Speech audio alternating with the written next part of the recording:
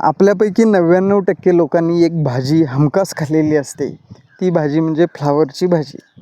Flower म्हणजे इंग्लिशमध्ये ज्याला कॉलीफ्लावर म्हटलं जातं, हिंदीमध्ये ज्याला फुलकोबी म्हटलं जातं आणि मराठीत आपण काय फ्लावर असंच म्हणतो किंवा गड्डा, फ्लावरचा गड्डा.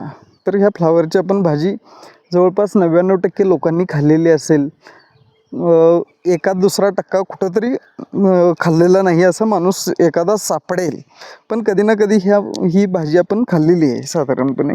पश्चिम महाराष्ट्रात तर फ्लावर 100% लोकांनी खाल्लेलं असू शकतं. तर ह्या फ्लावरच्या तुम्ही कधी बिया बघितलेल्या आहेत का? फ्लावरचा गड्डा आपण बघितलेला असतो, पण फ्लावरला येणाऱ्या ज्या बिया असतात त्या कधी आपण बघितलेल्या आहेत का? जर बघितलेले असतील तर कमेंटमध्ये सांगा. जवळपास ज्यांच्याकडे फ्लावर असतो त्या शेतकऱ्यांनी बघितलेले असण्याची शक्यता आहे.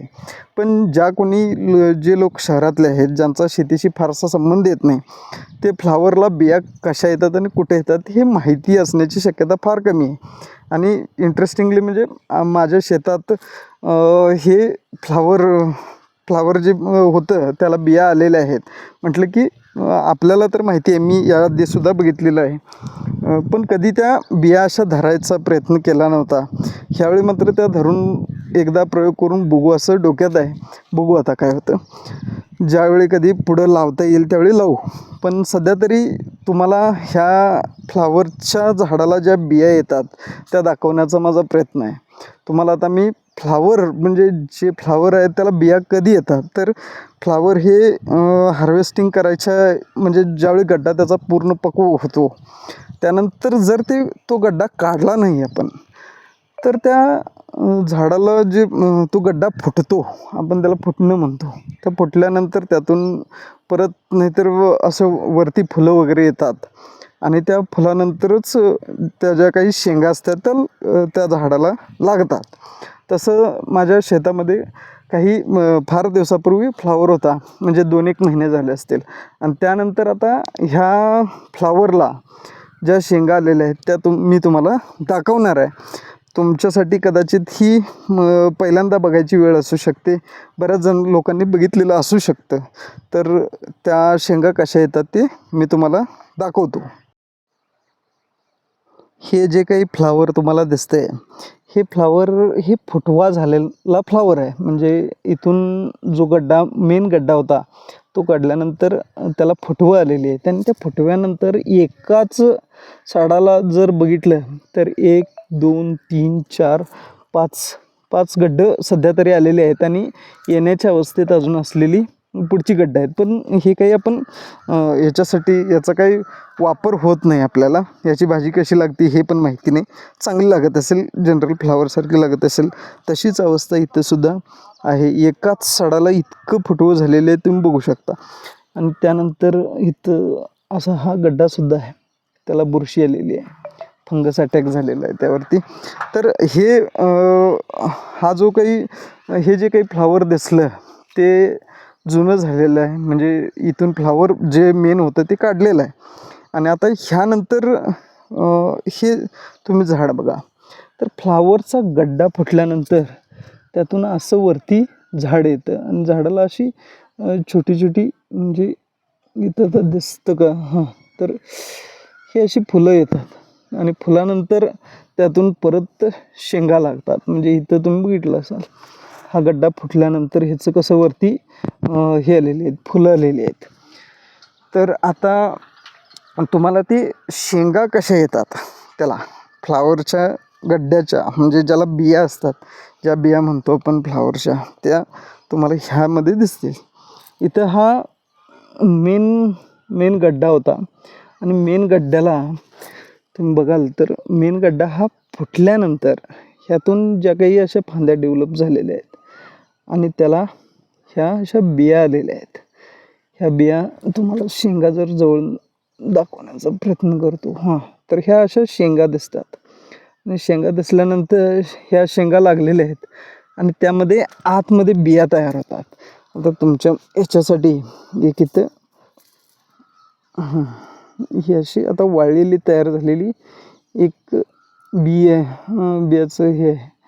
तर मी अरे बापरे, हे उन्हामुळे तडकलेले आहेत, तर तुम्हाला दाखवायचा प्रयत्न करतो. ही एक बिया पण काढून घेऊ. ह्यामध्ये आतमध्ये अशा बिया दिसून येतात. एकच मिनिट इमेज क्लिअर करूया. तर ह्या अशा बिया ह्यामध्ये लागलेल्या आहेत या शेंगामध्ये. अशा काही बिया मी थोड्या वेळापूर्वी इथं ह्या कागदामध्ये कलेक्ट केलेल्या आहेत. आता ह्या वर्षी बघू की काय होतं, यातून खरोखर रोप उगवतात का आणि ते किती त्याची म्हणजे किती प्रमाणात हे होतं.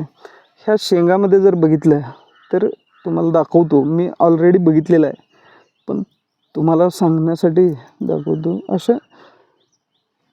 अशा 2 बाजू असतात. त्यातली ही एक बाजू आणि दुसरी जी बाजू असते त्यात असा मध्ये एक लेयर असतो आणि त्याच्या पलीकडे ही दुसरी बाजू असते आणि दोन्ही बाजूला सुद्धा बिया असतात. तर हे अशा बिया येत असतात. इथं आता मला दाखवायला थोडीशी अडचण होते, पण बघूया. थांबा, दुसरी एखादी बी काढून दाखवतो मी तुम्हाला. हां, थोडी ओली आहे त्यामुळं फुटणार नाही. तुमच्या समोर काढतो. येस,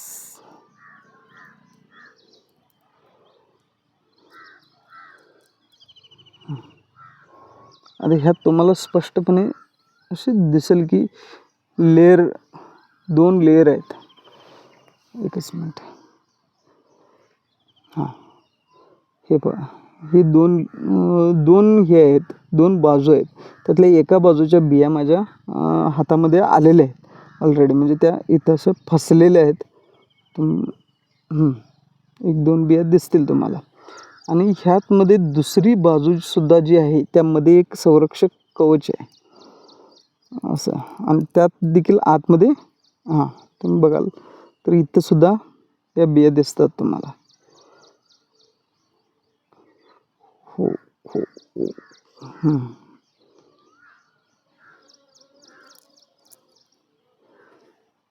ह्या बिया दिसतात का? तर ह्या बिया थोड्याशा ब्राऊन कलरच्या आहेत. अजून ते वाळणार आहे. वाळल्यानंतर आपल्याला त्या प्युअर काळ्या म्हणजे काळसर किंवा ग्रे कलरच्या बिया दिसतात. बऱ्याच वेळेला आपण विकत ज्यावेळी बिया आणतो त्यावेळी त्या काळ्याच असतात. तर हे असं फ्लावरची ज्या बिया आहेत, फ्लावरच्या झाडाला येणाऱ्या बिया, त्या मी तुम्हाला दाखवलेल्या आहेत. फ्लावरला अशा पद्धतीनं बिया येतात. बऱ्याच लोकांना ही माहिती नवीन असू शकते, त्यांच्यासाठी हे महत्त्वाचं. म्हणजे ज्यांना माहीत नाही की फ्लावरला बिया कशा येतात, त्या लोकांसाठी हा व्हिडिओ त्यांना काहीतरी नवीन दाखवणारा असू शकतो. आणि जे काही आपले शेतकरी बांधव आहेत त्यांना माहीतच असते, ते म्हणणार की ह्यात काही नवीन नाही.